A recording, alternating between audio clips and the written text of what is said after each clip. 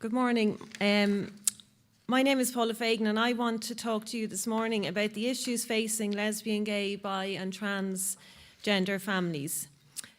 Speaking firstly in a personal capacity, I've been with my partner Denise for 17 years. I'm already emotional. I don't know why I'm emotional about that, sorry. We have two sons. Our eldest son is turning 14 and our youngest son is 10 years old. Denise and I planned our family together, and we were lucky enough to have our two gorgeous boys who are at the centre of our world. We have the same joys and the same challenges as other families living in Ireland today. Like other families with children our age, one of our biggest challenges is limiting screen time. And a word to Denise, who's probably at home doing that at the moment. However, unlike other families, myself and Denise are not both recognised as legal parents of our children. Only one of us is legally recognised as a parent. As the law stands in Ireland, we have no way for both of us to establish a legal relationship with our children. This presents legal, practical and emotional challenges for us. For example, every time we have to renew one of the boys' passports, one of us must sign a legal affidavit to swear that we are a lone parent. This is despite being civilly partnered to each other, living together for 15 years, and raising our boys together since they were born. We have legal guardianship of the boys, which means for now both of us can give medical consent in an emergency. However, guardianship runs out when a child turns 18. And for those of you in the room that are parents, you know that as a parent, you're a parent to your child all of their lives.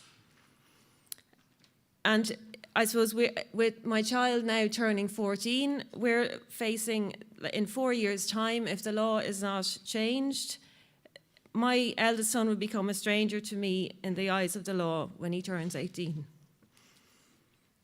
Sorry now. Our situation is the same for thousands of LGBT-headed families living in Ireland. In my professional role, I work for LGBT Ireland, which is an advocacy organisation working to improve the rights and inclusion of LGBT people and their families.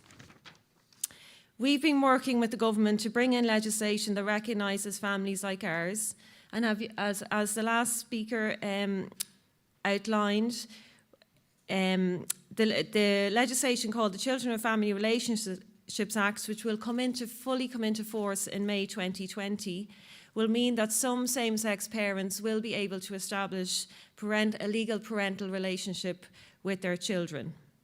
This is obviously very welcome. However, this law does not cover all LGBT families, and it will not cover our family, for example. And it highlights the fundamental difficulties for legislators in this area. It is virtually impossible, the way the Constitution is framed, for the legislators, for people in government, to bring about law that will recognise diverse family forms and the ever-evolving advances of human reproductive technologies. The Constitution needs to recognise, protect and uphold what matters in a family, which is not the gender of the parents or the number of parents.